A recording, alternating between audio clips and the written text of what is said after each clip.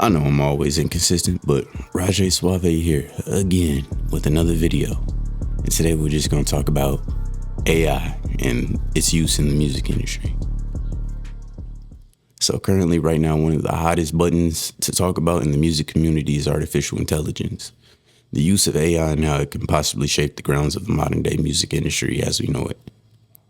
A couple concerns made from artists and engineers and just anybody inside the creative world of music is that it can potentially water down the creative process made by humans.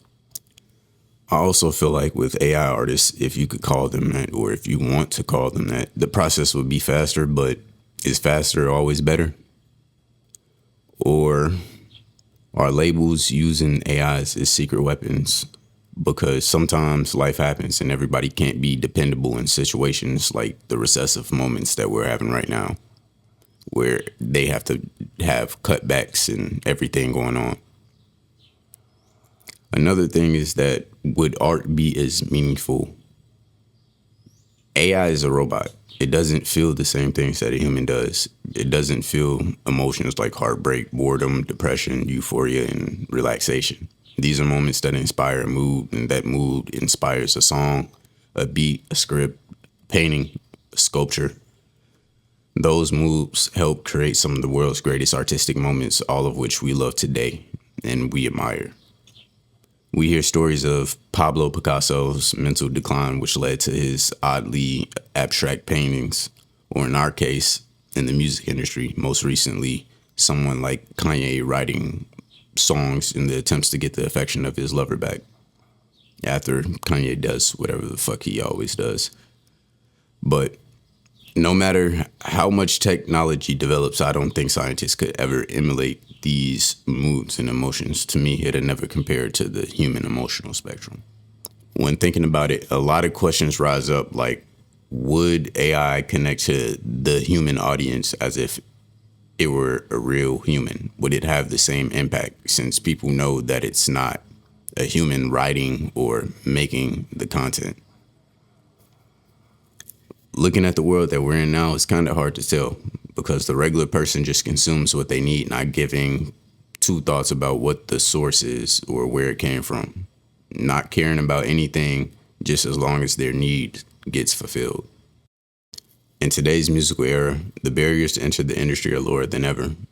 I can speak on this for myself as an artist. All you really need today is a computer, a decent microphone, a YouTube beat, and a distributor. Although some artists like myself do cut back costs by learning more of some of the most expensive tasks such as beat making and mixing. With all of the technological advancements and digital shortcuts exposed at new artists' fingertips, it means that we don't have to spend the same amount of hours practicing music theory, writing songs, developing new techniques, and creating new ways to play around with instruments.